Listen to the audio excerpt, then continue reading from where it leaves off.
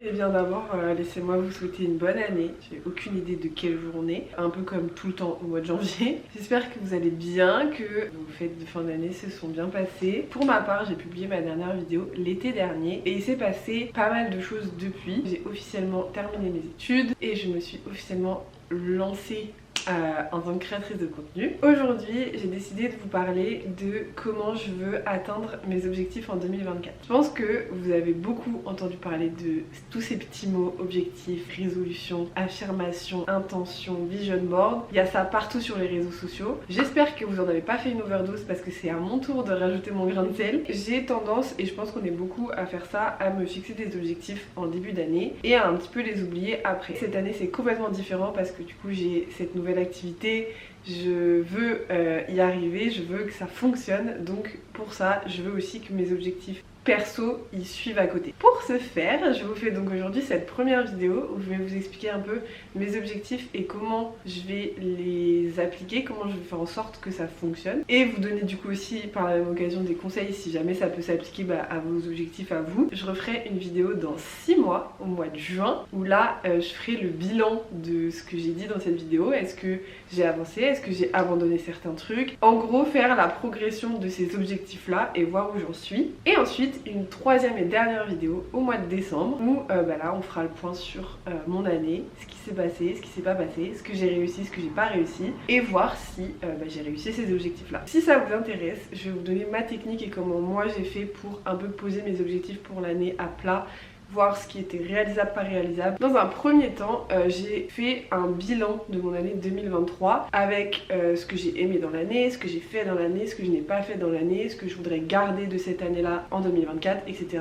Et ensuite, à l'inverse, j'ai réfléchi à mon année 2024, comment je voudrais qu'elle soit, ce que je voudrais accomplir. Si ça peut vous aider, moi je me suis inspirée du podcast de Daphné Moreau. Je vous le mets à l'écran, je me rappelle plus du titre de son podcast, mais en fait dans ce podcast là elle met toute une liste de questions qui peuvent nous aider à faire le point sur notre année précédente et l'année à venir. Je sais qu'il y a aussi beaucoup de trucs comme ça sur Pinterest, je crois que ça s'appelle les journaling prompts. J'ai tapé ça sur Pinterest et j'avais aussi plein de questions. J'ai ensuite défini une liste d'objectifs, alors j'en ai pas mis trop parce que je trouve que ça sert à rien, autant en mettre 5-6 maximum, et encore je trouve que 6 c'est peut-être un peu beaucoup. Et il faut aussi des objectifs qui soient atteignables, c'est-à-dire que j'ai pas mis dans ma liste d'objectifs courir un marathon, j'ai marqué courir 10 km, ce qui pour moi est je pense faisable dans une année, mais courir un marathon, je pense que c'est faisable, mais pas à mon niveau. Et surtout pour éviter la culpabilité de la fin d'année à se dire j'ai pas réussi cet objectif là, je suis une grosse merde. Parce que c'est pas du tout le cas.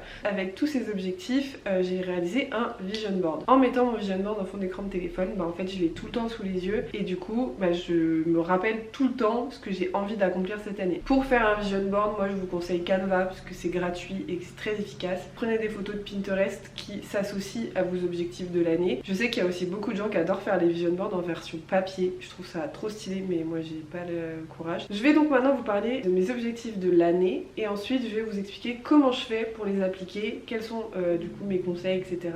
pour que ça fonctionne sur la durée. Mon objectif numéro 1, et je l'ai cité juste avant, c'est le sport. Je me suis pas fixé d'objectif physique réellement, c'est-à-dire que j'ai pas pas envie d'avoir un corps qui ressemble à ça ou ça. Je veux surtout que le sport en fait ça devienne une habitude. Je traîne pas des pieds pour aller faire du sport, que ça me fasse du bien, que ça me donne envie. Je veux juste vraiment que ça rentre dans ma vie et que ça devienne quelque chose de normal en fait. Après à côté de ça j'ai quand même juste l'objectif de la course à pied où j'aimerais beaucoup faire un 10 km à la fin de l'année, ou en tout cas être capable de courir 10 km. Ça effectivement c'est un objectif chiffré, mais parce que je pense pouvoir l'atteindre. Ce que je fais du coup pour que le sport devienne une habitude dans ma vie, c'est que je m'impose des créneaux. J'ai des créneaux le lundi et le vendredi qui sont des créneaux de cours collectifs où là je peux pas les déplacer. Ça me permet de ne pas avoir le choix en fait, puisque c'est pas un délire où je me dis oh j'irai plus tard. J'ai pas le choix, c'est soit j'y vais, soit je n'y vais pas. C'est des cours qui me plaisent, c'est un cours de pilates et un cours de yoga, donc c'est des choses qui me plaisent, qui me font du bien. Et après je me suis défini un deuxième jour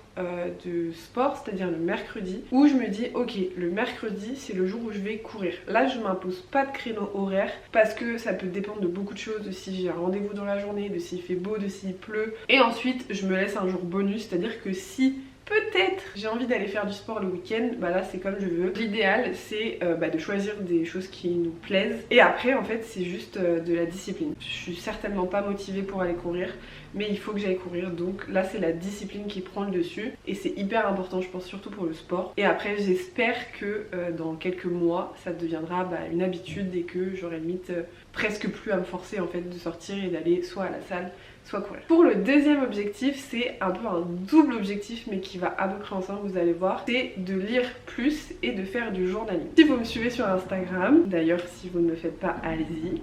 Merci. Vous avez peut-être vu une vidéo où je parle du journaling. J'ai envie de garder des souvenirs de mon année, des souvenirs précis, des choses que je me souviendrai peut-être pas sur la durée. J'avais déjà testé avant, j'ai abandonné au bout de 2 semaines. Et pour la lecture, j'adorais lire quand j'étais plus petite et même adolescente. J'ai perdu ça en fait avec les années. Et aussi surtout je veux essayer de passer moins de temps sur mon téléphone à scroller. Pour ça j'utilise une application que j'ai découvert récemment qui s'appelle Habit. C'est une application qui est assez simple. Elle vous permet en fait de rentrer certaines habitudes que vous avez ou que vous voulez avoir et ça vous permet en fait de les traquer au fur et à mesure de la journée. Moi pour l'instant j'ai mis 3 habitudes, j'ai mis le journaling, la lecture, la course que j'ai programmée uniquement le mercredi et en fait à certaines heures de la journée j'ai programmé pour que je reçoive une notification, c'est à dire que la lecture je reçois la notification vers 21 h, donc à peu près l'heure où je vais potentiellement bientôt aller me coucher pour me rappeler que avant de dormir je veux lire 20 minutes. C'est juste un moyen de vous mettre un petit rappel dans la tête qui vous dit en fait effectivement j'ai pas lu aujourd'hui,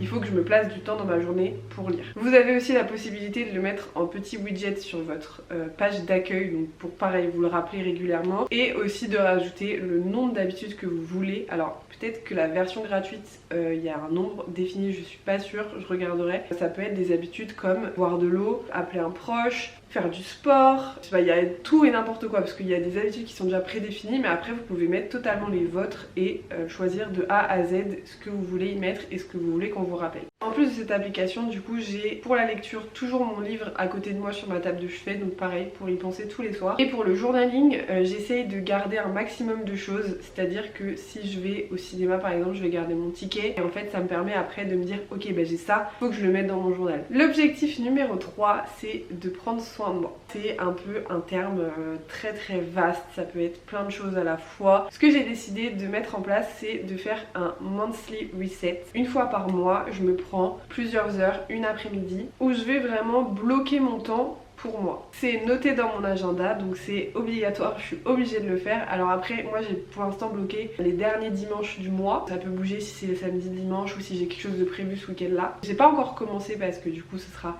à la fin du mois de janvier. Je sais que je vais avoir envie de prendre une douche, mais genre vous savez les douches où tu fais tout, genre tu te laves les cheveux, tu fais un masque, tu fais un gommage, la totale. Et après certainement de me poser devant une série avec un petit truc à manger, avec un plaid tout chaud, enfin voilà vraiment une après-midi où c'est détente. Donc ça peut être quelque chose qui évolue tous les mois, peut-être que mon reset de mai ce sera d'aller passer l'après-midi dans un parc. C'est propre à chacun mais je trouve ça hyper important et je veux aussi en profiter pour faire le bilan du mois. Je pense que ça sera lié au journaling, mais par exemple un peu comme pour l'année mais pour le mois, genre qu'est-ce qui m'a plu ce mois-ci, qu'est-ce que j'ai envie de faire plus, qu'est-ce que j'ai envie de faire moins, etc. L'objectif numéro 4 c'est la création de contenu. Maintenant je suis à 100% créatrice de contenu, j'essaye de faire en sorte que ça fonctionne mais c'est effectivement pas évident tous les jours. J'ai du mal à m'imposer des horaires, j'ai du mal à m'imposer un cadre. Mon objectif c'est vraiment de faire du contenu de qualité et d'avoir un vrai échange avec les gens et vraiment d'apporter ma touche. Donc pour ça j'essaye de m'organiser un maximum. Comment je fais? J'ai 2 agendas, donc j'ai un agenda sur Notion et un autre agenda sur Google Agenda. Donc les deux sont différents mais complémentaires, c'est à dire que sur Notion j'ai mon calendrier de poste où je marque tel jour à telle heure je vais poster tel truc et j'ai tout ma visibilité en fait sur le mois. Et après sur Google Agenda là c'est un agenda qui mêle un peu le pro et le perso, c'est à dire que je mets mes séances de sport, mes rendez-vous médicaux et après je cale toutes les tâches à faire en rapport avec mon contenu. Par exemple là pour aujourd'hui je filme cette vidéo, dans mon agenda j'ai marqué ok tel jour je filme cette vidéo, ensuite tel jour je vais la monter, demain je vais vais filmer un réel, je vais le monter juste après. Si j'ai un contenu à filmer mais qui prend du temps sur toute la semaine, bah, je vais me caler des petits moments à chaque fois, chaque jour. Et en fait comme ça, je me lève le matin et je sais déjà ce que je dois faire aujourd'hui. J'ai pas à trop réfléchir. Je prends environ 2 heures par mois et après peut-être 30 minutes, 1 heure par semaine où en fait bah, je prends mon calendrier, je place toutes mes idées de vidéos et après je replace toutes mes tâches. C'est ce qui me convient le mieux, à voir si ça va marcher sur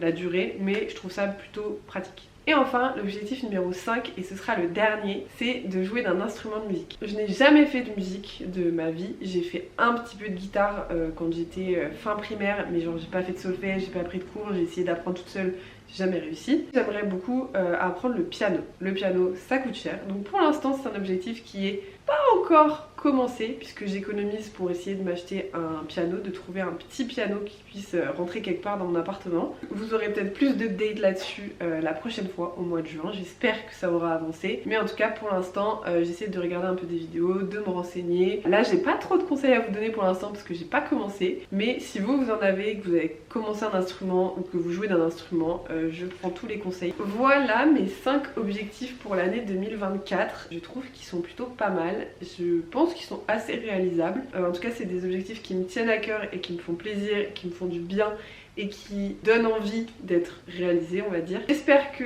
cette vidéo vous aura plu, j'espère qu'elle vous aura aidé, que j'aurais peut-être pu vous donner quelques petits tips par-ci par-là. N'hésitez pas à me dire du coup si jamais vous avez des objectifs que vous êtes fixés pour cette année et lesquels sont-ils. J'ai déjà hâte de vous retrouver au mois de juin pour voir la progression de tout ça et puis qu'on puisse en discuter tous ensemble. Je vous fais des bisous et puis je vous souhaite bon courage pour tous ces objectifs que nous allons atteindre ensemble finalement.